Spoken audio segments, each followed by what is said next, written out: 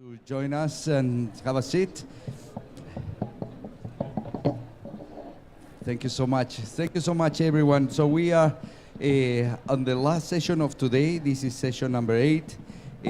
Today we were covering solutions that go on different fronts under the Global Innovation Hub. We have been looking to financial instruments, innovative financial instruments, and the combination of different tools and avenues that the financial instruments are using and applying technologies to expedite, of course, and facilitate the climate implementation of actions. And we have the privilege to see the work of Reform Green Bonds, some projects that has been recently implemented. A pleasure to have the masters behind, the minds behind these initiatives. And now we would like to move into session 8. This is the Ethereum Climate Platform, Amplifying Climate Action. And we have the privilege to have today with us Bill Kentrup. He is the director or founder also of Allinfra, and he will be taking the session forward.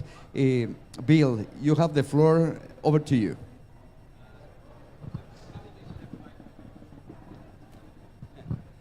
Thanks, Carlos. Really appreciate those attending today, both virtually and in person. Thanks, Carlos, and thanks to Masamba, Sylvia at the Innovation Hub. Really appreciate the support and the opportunity today to present something that we think is quite exciting. So with that, my colleagues at ConsenSys and at Allinfra, we've been co-facilitating the beginning of an initiative, but the real story here today is this coalition of parties, both on the Web3 side and the traditional climate finance, climate services, climate finance, that have come together to talk about and actually announce the beginning of an initiative that will lead to the launch of the Ethereum Climate Platform. The purpose of the Ethereum Climate Platform is, and the process is designed to develop and build and implement a technology, a solution, in the context of a collaboration to accelerate climate finance. So we're quite excited about that. The timing of this launch comes a couple months after what's known as the merge in the Ethereum ecosystem. So the merge was the successful, a couple months ago, the successful conversion of the Ethereum ConsenSys model from proof of work to proof of stake. The reason that's important from a climate perspective is that successfully reduced or almost brought to near zero the Ethereum infrastructure's carbon footprint, so by 99.99% carbon reduction. And so this initiative is really taking inspiration from that and really bringing together an impressive group of participants to take that much further. So we, in a nutshell, will be using the best of Web3, but in harmony with the existing climate finance market, in partnership with traditional infrastructure in the market, to use Web3 really to unlock climate finance at scale and pace that we hope will be a guiding light to other industries to follow in those steps. A specific goal and a narrow goal of the Ethereum Climate Platform will be to facilitate finance sufficient to more than mitigate and or to achieve emission reductions greater than the historic carbon footprint of Ethereum going back to 2015 at its inception. That's the narrow goal. The way we're designing this initiative is for that to be in a vehicle and in a platform that has almost a perpetual growth nature to it, and that will eliminate emission reductions and mitigate carbon at a much greater scale than that. And the broader goal is for that platform and that mode of collaboration within the Ethereum ecosystems in partnership with the traditional market as a model for other industries to follow suit. So again, inspired by that move to decarbonization, to near zero carbon, and then motivated by that to say, look, we've got this carbon history, how can we get together to to create an initiative as a starting point to achieve emission reductions at least as, if not multiples, of that historic carbon footprint. That's one of the goals, and to use that as a model for other industries. So again, there's been collaboration with the Innovation Hub, with the team at the Innovation Hub, Masamba, Carlos, and Sylvia to get here today. I'll add a quick personal note on this, which is if those of you are sick of me because I was on the last panel, I'll just say that I've been in climate finance for over 2 decades.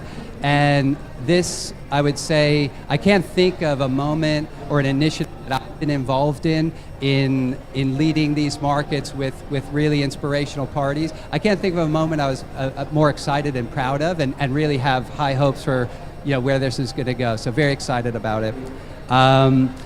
Now, as we undertake this journey, there are going to be many parties. There are many parties we already have a debt of gratitude to, and there will be many more.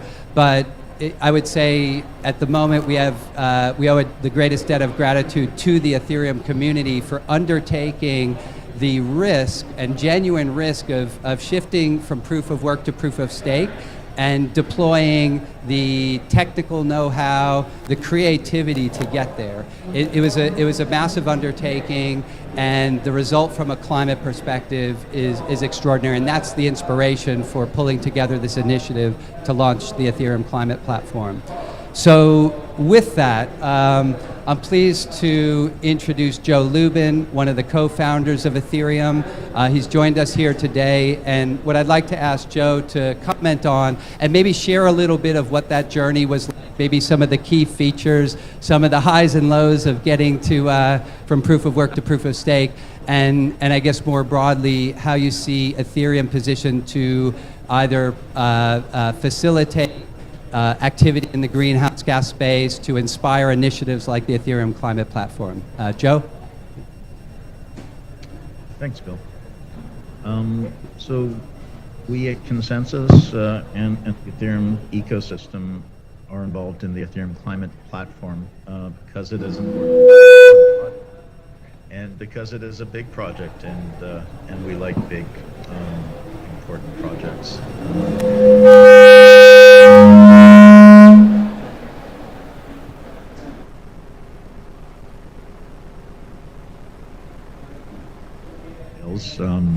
Because many are responsible for putting this effort together. Climate change is one of the many overlapping existential threats to humanity. The good news is that it may be addressable via technology. Ethereum addressed its own carbon footprint with innovation. Our recent merge upgrade achieved a 99.99% reduction, almost complete reduction of its footprint, while actually improving the protocol fundamentally in many respects. Yet Ethereum still has an historical carbon footprint. Ethereum is not embarrassed about it, but rather we're choosing to focus on it as a rallying point. Instead of the standard playbook of corporates offsetting their footprint with old carbon credits of sometimes dubious origin, we're doing what we do best, which is bring technology and innovation into the calculus to effect a major shift. A number of the Ethereum-related projects are banding together. Ethereum and other projects too are banding together and contributing to a fund that will invest in projects designed to not just offset the immediate issue of the historical Ethereum carbon footprint, and not just ameliorate potentially future carbon footprints in general with technology, but in some cases address how we bring negative externalities in many forms under the tent so that they can be addressed as an explicit element of the calculus of all of our endeavors going forward. Decentralized protocol technology like Ethereum is about moving humanity from the age of silos, where organizations regularly exhaust negative externalities, including exploitation, into an economic age of community, empowerment, and economic and political agency for all. The ECP will invest in technologies that solve the greenhouse gas problem And perhaps more importantly, some of the investments will have broader applicability to address a class of problems that the brilliant Daniel Schmachtenberger has called existential coordination failures. Humanity needs to address this class of existential threats in a systemic manner, as most have the same unsustainable root cause: the mismatch of an exponential financial system that drives a linear, extractive economy that converts resources to waste at an exponential rate. We need to invest in technology that develops recirculating ecosystems where, as in nature, the waste products of one system are the nutritive inputs of another. When we get this right, in the age of humanity will move beyond being an apex predator capable of catastrophic damage and take our right place as stewards of the recirculating ecosystems of the planet. I want to thank Stephen Haft, who from our side has been a prime mover for all of this. Thank you. Thanks, Joe. Really appreciate it. We lost a little bit of in the first 10 seconds, but we got all the gist and color. Really appreciate it.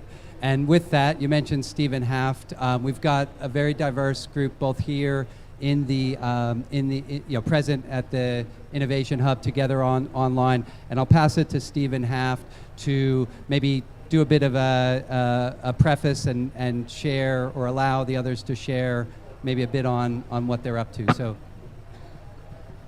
yes, thank you, Bill. Yeah, it's a pleasure to share a little context that I think it's made this such an important initiative, not just for our company, not just for the ecosystem we work within, but for me as an individual. I've been, as some of you know, a kind of long-time green and environmental action activist. I have the opportunity within ConsenSys that's provided by the company to continue to pursue that. And this initiative grew out of the merge, as Bill described it, the transition from proof of work to proof of stake. I have to say, as the climate lead for the company working in an Ethereum context, it was always my personal view, and shared by the company as well, that in order for us to be involved in sustainable finance, the first thing we had to do was clean our own house. And we're here today because as of September 16th, the leadership of the Ethereum community took a very brave step, a very expensive step, and a very risky step of completely changing the algorithm on which our entire industry rests. And in doing so, through innovation with we were here talking about offsets and credits and so forth. No credits, no offsets, no financial products whatsoever are involved, except genuine innovation in the way we achieve consensus in our space with a new version of consensus of Ethereum 2.0, which is built on proof of stake, having eliminated 99.92% of our carbon footprint. I have to say I've been involved in this space long enough to take a bit of a kind of view over the top of it philosophically, in a way, because I believe that this is an alignment that we were destined to achieve, in the sense that in 2015, Ethereum was created, and in 2015, the Paris Agreement was made. And much like I would compare it to the American Revolution and the French Revolution, with ideas that ran through both, that came from Locke and Rousseau, there were ideas that ran through the creation of Ethereum and the creation of the Paris Agreement that were very much in the air in 2015. There are ideas around transparency. You see this in the root of both. There are ideas around the end to financial duplicity. There are ideas around the transfer of tech globally. There are ideas around the decentralization of decision-making and the empowerment of community. These are ideas that run through the creation of Ethereum, that run through the creation of the Paris Agreement, and what I think is the really exciting opportunity today is to begin to restore that alignment, not to create an alignment, but to restore an alignment now after 7 years to bring the two back together. Bill said it best. What's really the news today is this group of launch partners that have come together to create the Ethereum Climate Platform, and it's my pleasure to introduce them. There is that awkward moment when there's groups of people. Is it my turn to speak? So if you don't mind, I'm going to kind of call on people in groups. And what I'd like to do, if I may, is start with the first four, and that would be Rene, please, lead off. Stani, Kulechov, you're up next. Yeah, I see you up there. Stani Kulechov up next. Following Rene and Stani, I'd like to call on Steve Wallace, and I'd like to call on Maggie Kim. So first four, starting with Rene.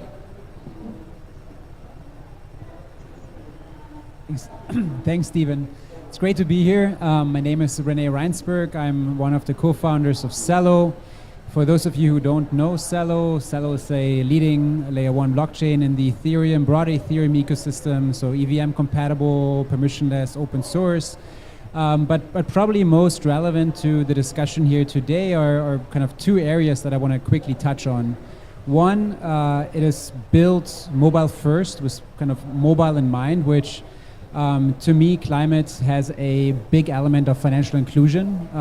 And for us, when we started building Celo, the key question we ask ourselves is how do we bring these great benefits of blockchain, of Web3 to people who are accessing the internet from a mobile device? And so a lot of innovation has happened in sort of the Celo ecosystem to make that happen, and to make it happen seamlessly, so that even for someone who is not familiar with technology, a regular person can be a part of it, and can be a part of it in a way that it's not different whether you're in Nairobi or in Manhattan.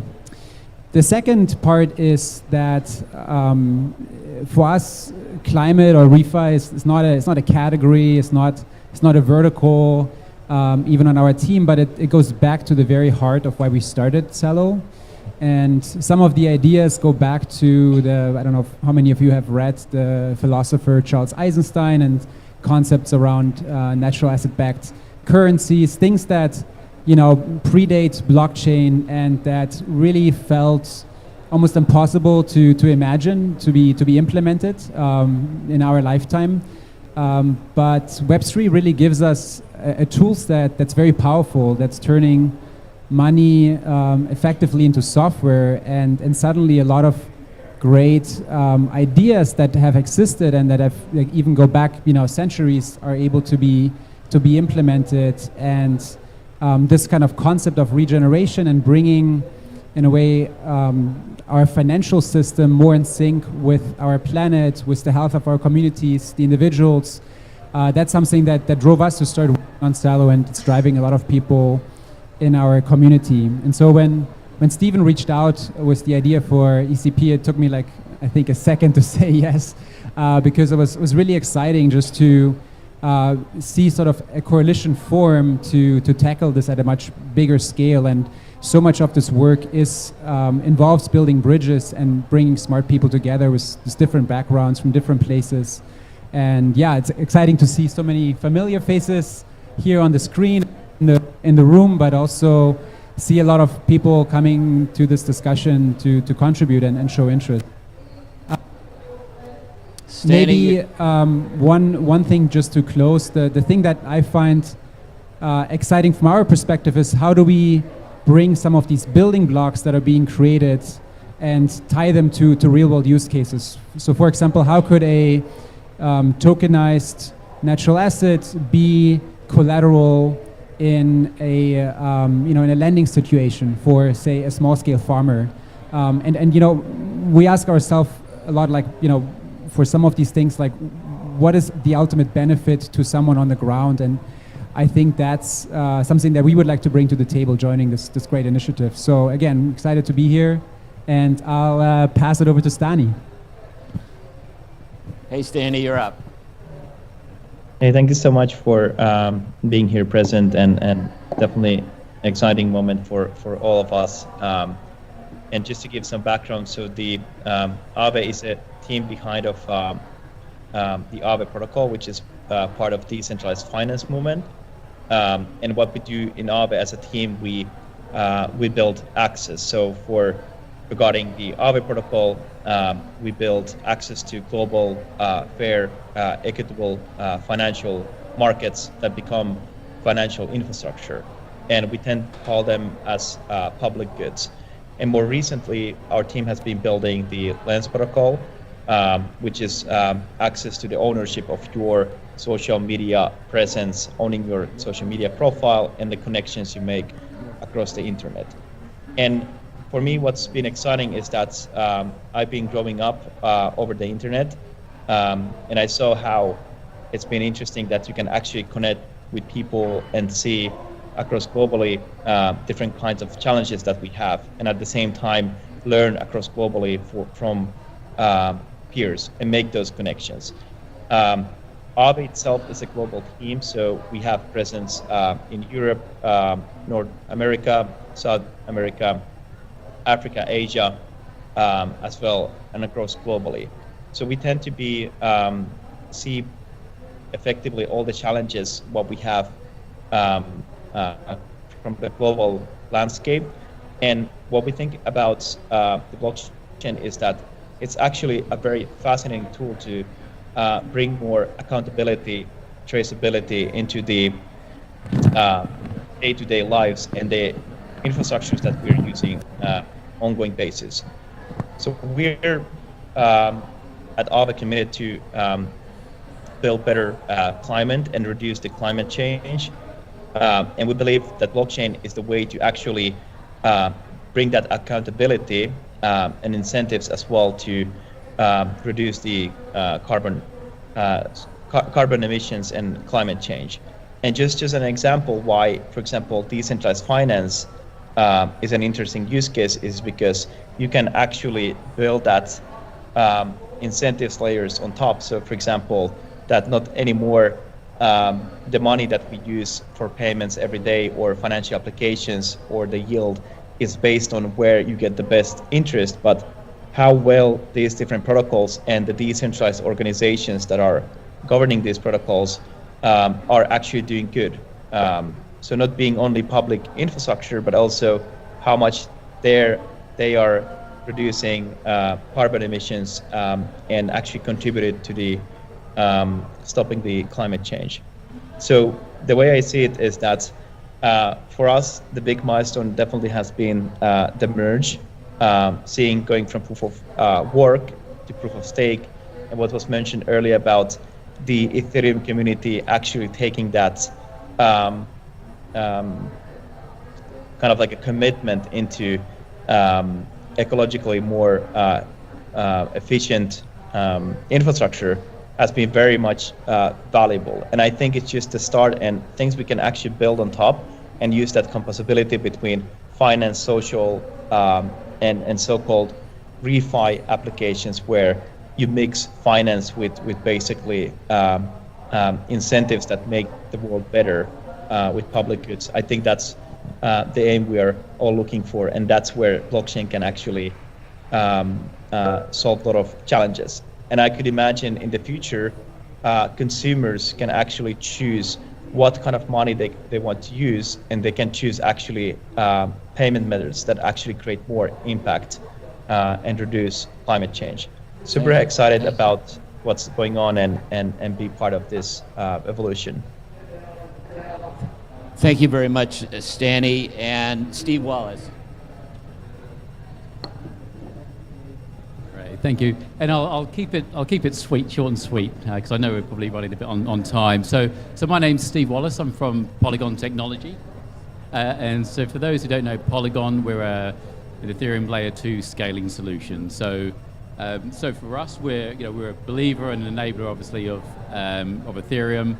And one of the things I guess that Stephen mentioned. So there's two aspects I guess that we focused on. One was from the corporate side, so cleaning house first. So making sure we were carbon negative was the first important thing to do, because a lot of the climate solutions dApps that want to build on chain want to make sure that the chain they're building on has the same interests as those in terms of sustainability and where they're looking to go. Oops, sorry. So, and then from there, it's okay. Well, how can we do more? And obviously, as a community, and that's what we sort of pride ourselves on in blockchain and Web3. It's better to be collaborative with each other and try and do something to affect change rather than do that individually. So, we're really excited about the Ethereum Climate Platform as a means to catalyze change. Just a personal story, I guess. And it's going to be short. When I joined Polygon, I'd spent 25 years in traditional finance, and I'd moved more into social responsible investing and impact investing towards the end. And one of the things that I noticed from technology was it wasn't doing enough to mitigate climate change.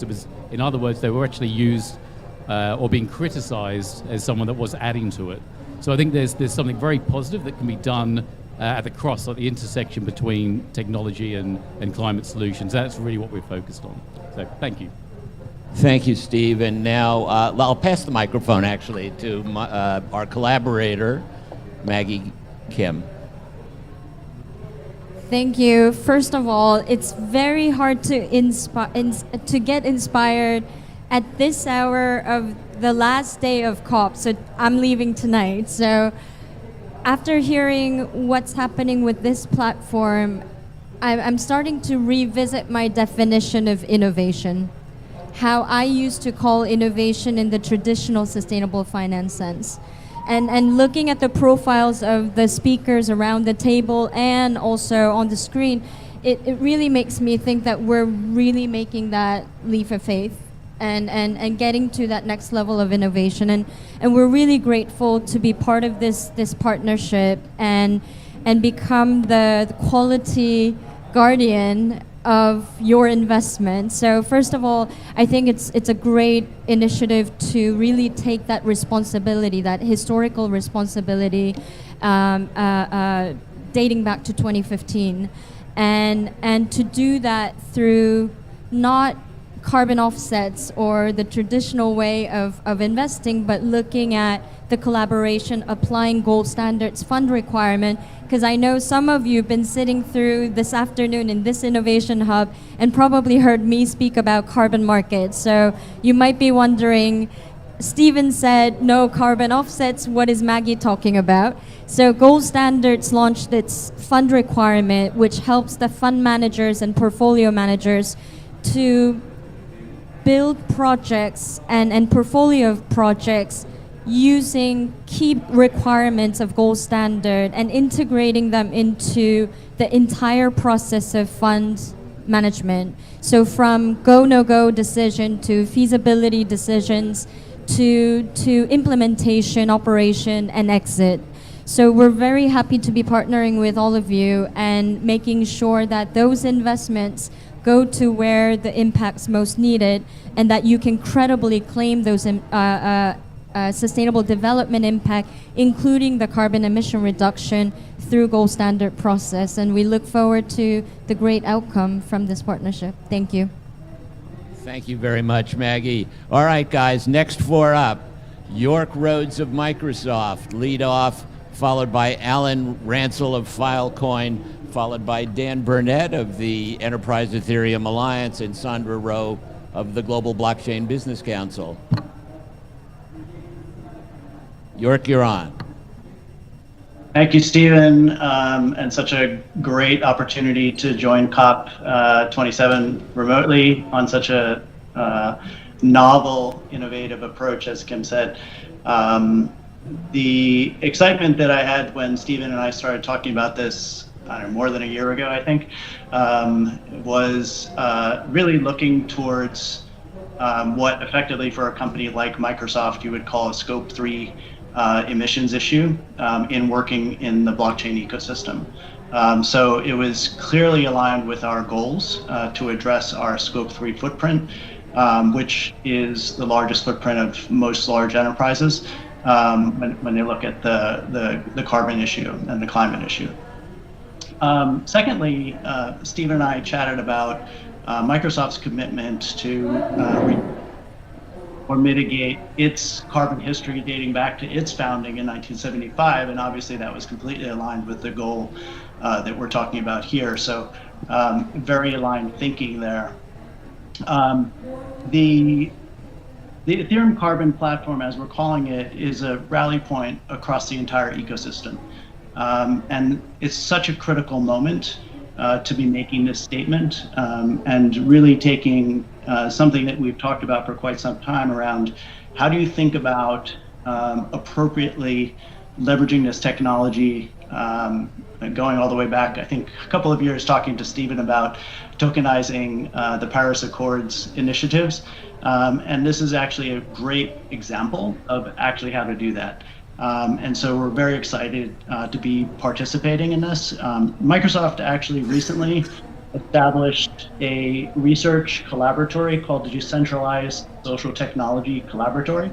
And that group is co-funding our involvement in the Ethereum Climate Platform. So we're very excited about the work here and look forward to the collaboration going forward. All right. Yeah, I have a mic. Hi, my name is Ransil. I started a project called FILECOIN Green. FILECOIN is a cryptocurrency that you get to reward you for doing something useful, so specifically for storing data. And it's a huge network. It's about 8% of the size of Amazon Web Services, so it stores a lot of data.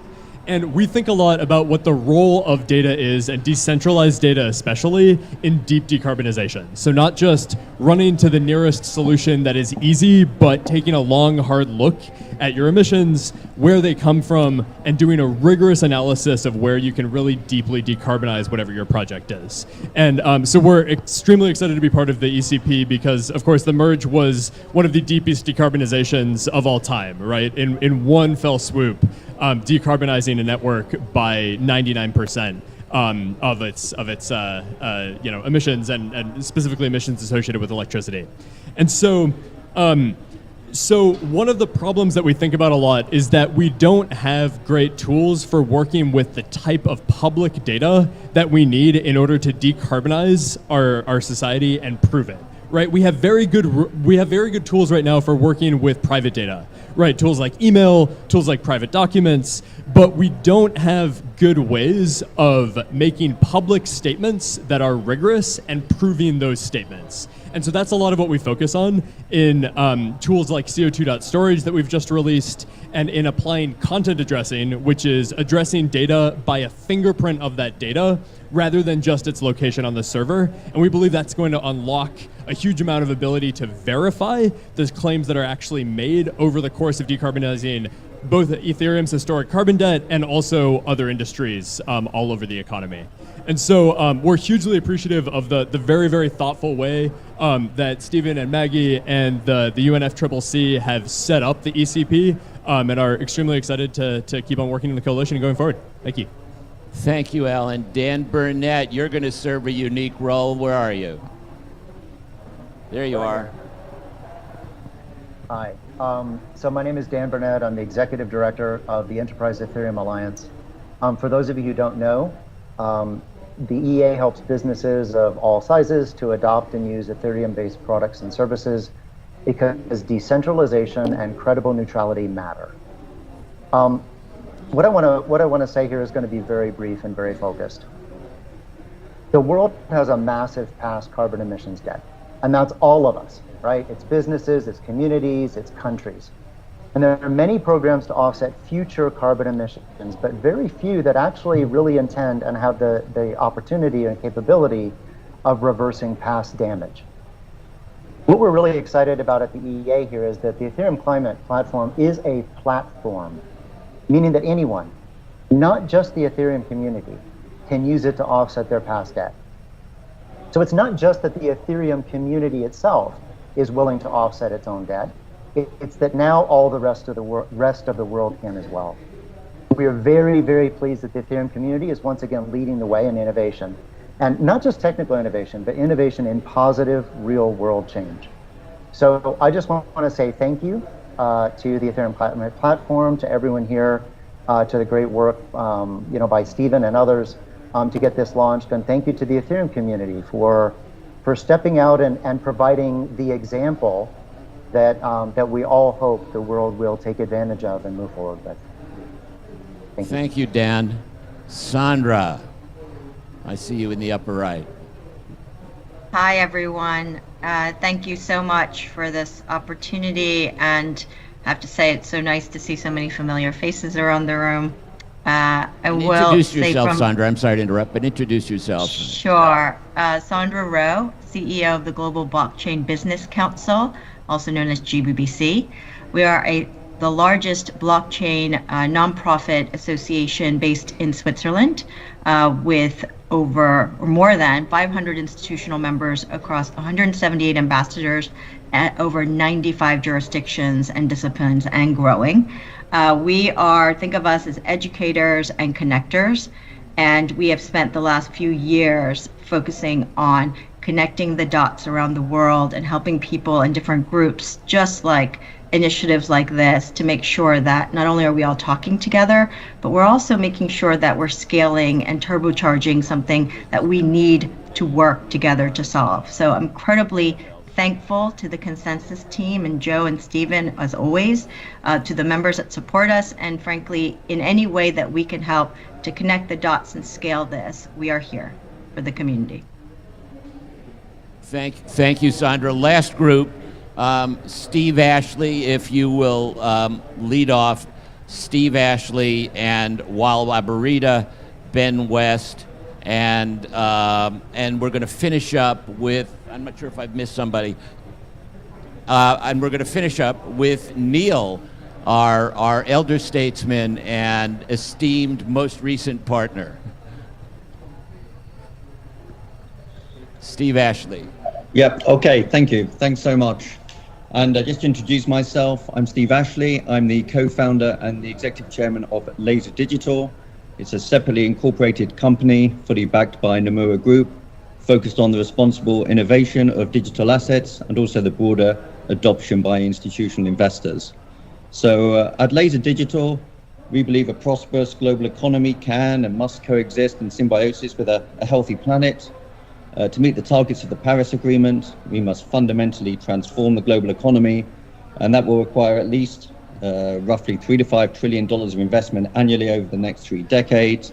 That was the data from the Boston Consulting Group report, which I commissioned when I was chairman of the Global Financial Markets Association. So we understand that the current climate finance market does need to grow substantially to finance the critical infrastructure and therefore the transition to a sustainable green economy. Now, to that end, we believe blockchain technology brings new incentive mechanisms and incorruptible transparency to the climate financing market, offering a novel opportunity for both global collaboration and also the inclusion of more stakeholders in the financing decisions of below-term climate critical projects.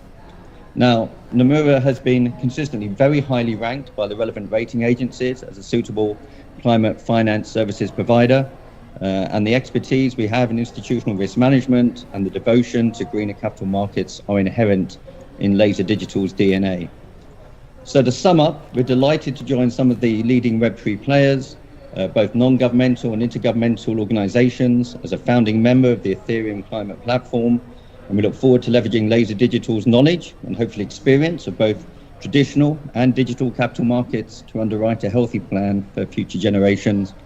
So very excited to be part of this new venture. Thank you so much. Steve, thank you. And just briefly, you see a lot of tech on this stage, a lot of Web3 tech and a lot of climate tech. But our next speaker, Ben West, is speaking for the tech that you don't yet see on the stage. He's speaking for our tech future. From Gitcoin, Ben West. Thanks, Stephen. It's great to be here with all of you today. I could not be more excited to see the leadership coming from this decentralized community at this very important time in our history. I, as Stephen pointed out, work with Gitcoin, organizing our cause rounds and our climate round in particular, which has seen over 200 projects in the last year get very early stage funding. Many innovative projects like Uniswap and many others have started as Gitcoin grants.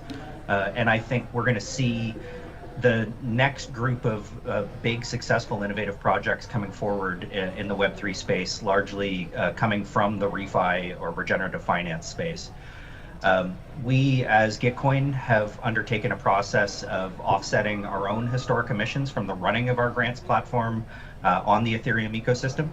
And we were very happy to have a number of partners who helped us with that effort in the last grants round. We just happened to have the merge happening halfway through our 15th grants round. So, anybody donating to a Gitcoin grant had a 99% lower footprint halfway through a round than at the second half. But with the help of a number of partners in the space, we were able to offset or otherwise mitigate historic emissions from that particular round. And we've undertaken an effort with partners to offset our historic emissions, going back to the very first grants round.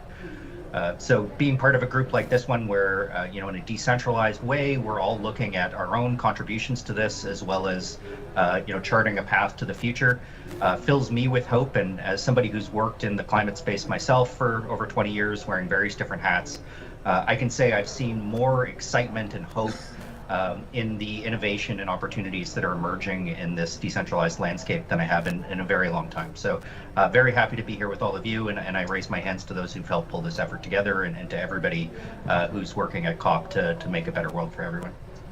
Thank you very much, Ben. And I see directly above me, calling in, I think from China, Edward Chen of Huobi.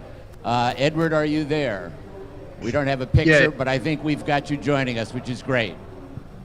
Appreciate it. Thanks, host. Nice to meet you guys. This is Edward. I'm the head of Asset and Commercial Center from Huobi Global. As maybe you know, that Huobi Global was founded in 2013 from Asia, and we're making it one of the most established virtual assets exchanges in the world, and it's also one of the largest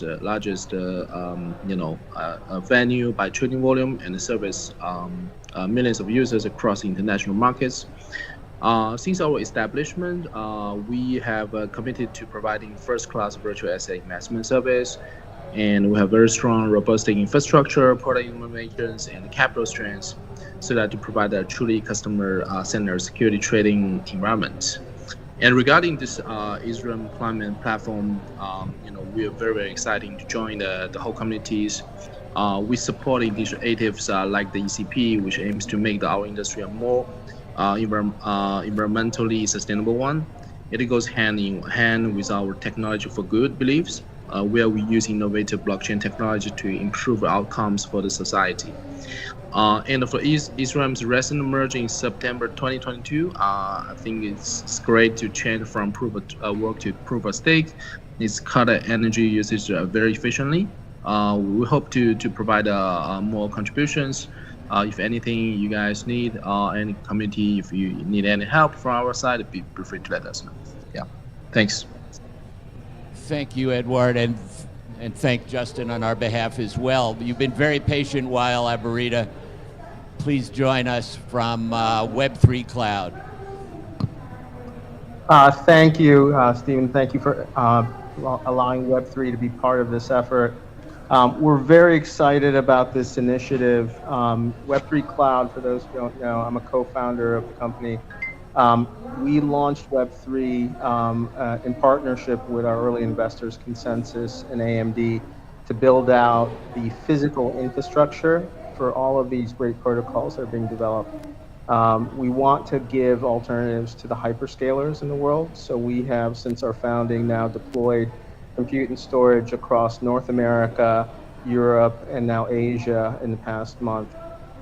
We think that there's an opportunity, especially with our partnership with AMD, as well as ConsenSys, to continue to ensure that we can tune the physical infrastructure layer to be more energy efficient and have a lower impact on the economy.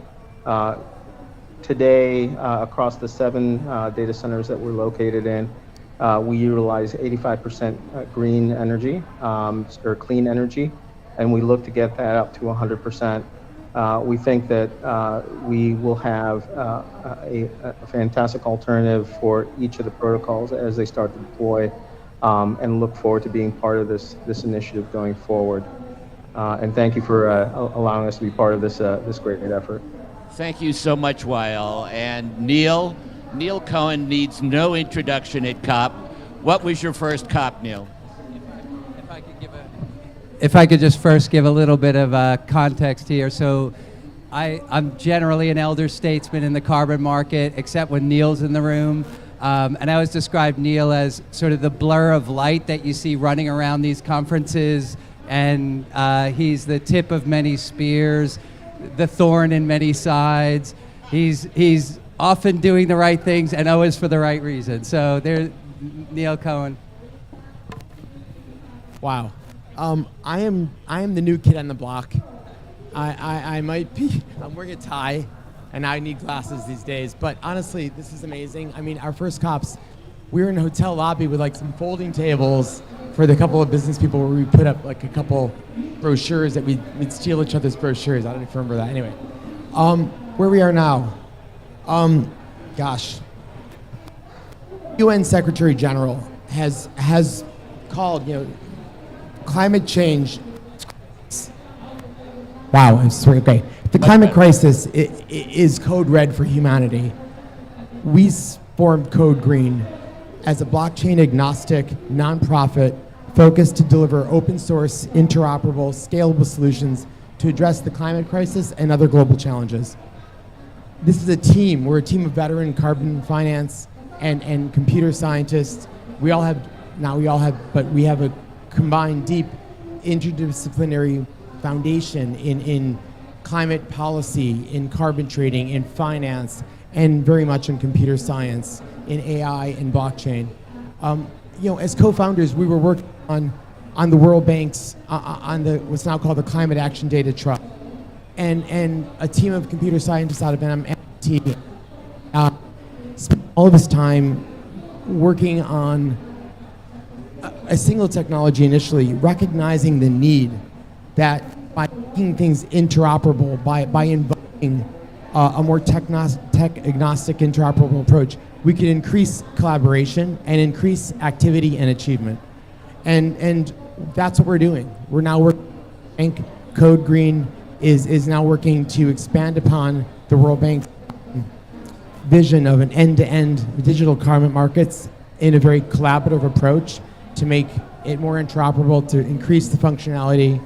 And honestly, I could not be more excited to be part of a larger community and bring what we have and enable a wider collaboration. We're thrilled to be part of the ECP and its mission to scale direct investment, groundbreaking projects that are beyond NDCs, that are beyond what we thought we could achieve. And is really how we need to address this. We all have, Bill and I go back many years. We know that we have kids, everyone has kids, we have a future, and this is the challenge of our lifetime, and this is the way we need to address it together. Thank you. Thank you, Neil. Thanks very much. I've had the pleasure of talking with each of you, and I think as we arrive now at really what is day one of a working group, I would say the first question at the first meeting, which we'll call this, of this working group is, how do you define success? And I'm going to just ask you all to volunteer, those of you who have some thoughts on this. For some, and I've talked to each of you, I've heard references to channeling more opportunity in the global south. For others, I've heard ambitions about how much money could be brought to bear. For others, I've heard references to this Ethereum climate historic carbon debt. How many million metric tons can we address with this platform? I'd like to ask you please to volunteer, any of you, offer on day one your definition of what you think success would be for this endeavor. Maybe start with Neil. Why not, Neil? I see you reaching for a mic. I think the momentum is amazing. And we've had momentum in crypto that's incredibly negative and positive. And like Tai Chi, harness momentum whatever direction it's going and use it for good. And I hope that that's what we can do. that we could take all this incredible momentum, this excitement, what we've gotten here, and we could really put it towards new and exciting things that go above and beyond what we thought we could imagine. Because every day we all learn. Every day we see what we can do and it's better. And that harnessing that momentum, that's exciting. So I guess for me, it's then execution. So there's plenty of good ideas, but ideas are great, but they stay ideas, right? Unless you execute. So it's really about, what we can do to bring climate solutions and technology together, and what we can actually activate is I guess, is the sort of things that I'm looking at in terms of deliverables. The collaboration's great, but what's it going to generate? So what climate solutions are going to come on chain from our perspective? How can we help support them? How can we work together to create a framework to encourage good actors in this space as well? Rene. Yeah, I share that bias for action. I think there's a lot of talk, and I think the nice thing about blockchain is it's kind of global in scale, and sort of scalability comes almost as a feature. So I would say let's get started. Let's prove out a few of these projects. Let's show metrics for how they can be successful, even at a small scale, because then the next piece, I think that's what's missing right now, those success stories that funders can say, oh yeah, I can see a path here, and when we come back in a year, we can point to all these examples that this of organizations had got going. Yeah, I'd say, firstly, doing a credible job decarbonizing the historic carbon out of Ethereum, but doing that in a way that raises the bar on what credibility means by applying the ethos of Web3 and crypto, which is a dedication to public verifiability and transparency. That's a difficult question. What's a success? So for me, I have on top of my head two things. One is if we can define at the end of this journey how much carbon emission reduction we've achieved, how much poverty reduction we've achieved, how much clean water access we brought to the global south, the communities, the most vulnerable communities, how much gender equality we've driven through these investments. If we can tell the results in those terms, I think that's number one success. And second is how finance, blockchain, and impact work together as best practice. If we can come out with a good best practice model that we can promote and scale, I think that would be my second big success out of this partnership. And over my right shoulder, I see Ben West has a hand up. I think it's a beautiful question, and one of the things that I have always loved about Ethereum and about blockchain technology in general is this idea of programmable money. Being able to program our values, directly into our economy. And many of the points that have been raised around sort of the impact on people as these solutions are rolled out. I think there's a beautiful opportunity to, quantify, measure accurately, transparently, how we actually put these ideas into action. And also, I think one of the beautiful things that Ethereum and blockchain technology does is remove the need for middlemen and rent seekers. And there's this potential to put more money directly in the hands of people on the ground, whether they be farmers or activists or any number of other people working on these kinds of solutions.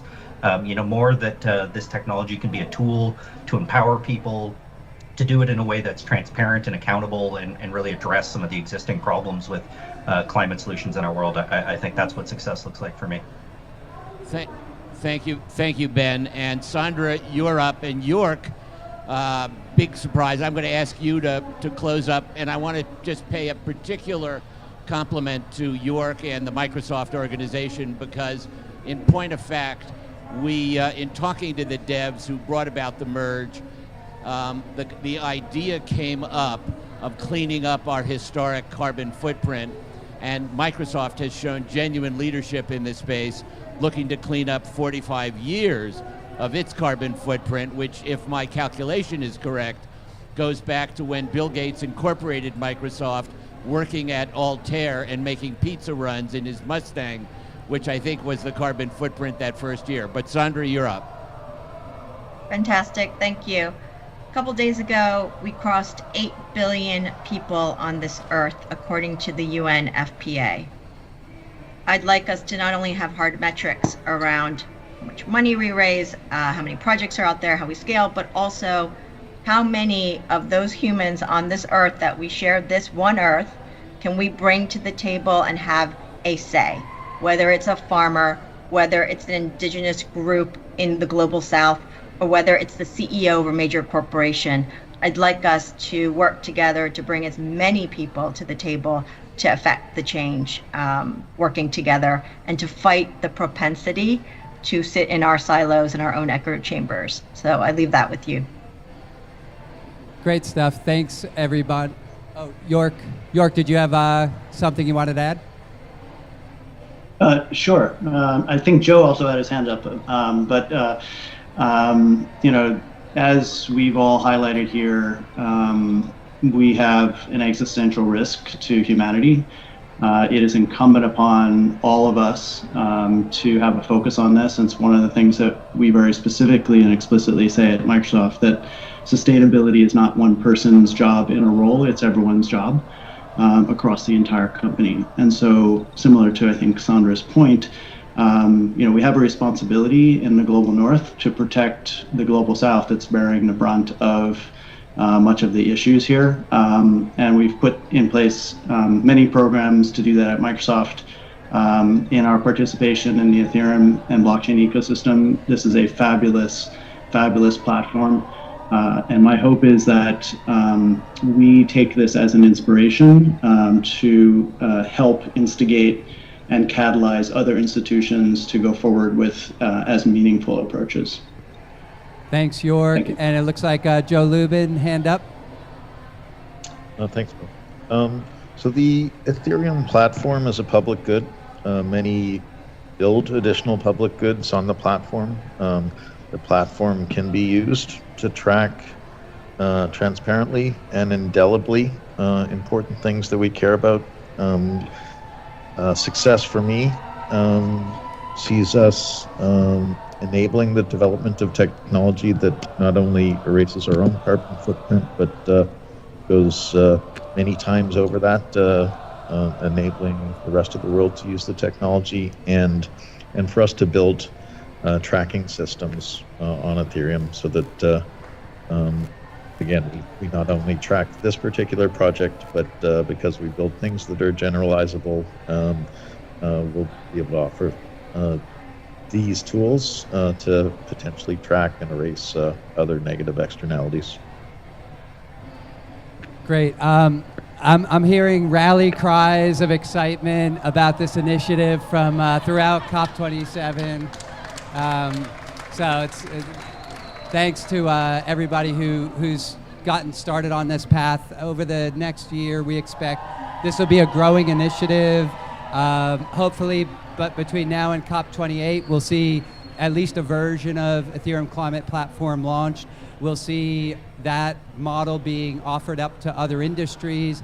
And what I am sure of is both with the capability around the table and the belts of braces offered by some of the participants, we'll be approaching this initiative with creativity and with an art of the possible, to use a term that Benedict from Bank of International Settlements uses quite a bit, the art of the possible. And I think that's what's exciting to me about this initiative. It really is, with the capability and spirit around this. There's a lot that's possible, but we do also need the belts and braces, and we need to do it right. So appreciate the time here. Thanks again, Innovation Hub, and to the team. And I guess we're done.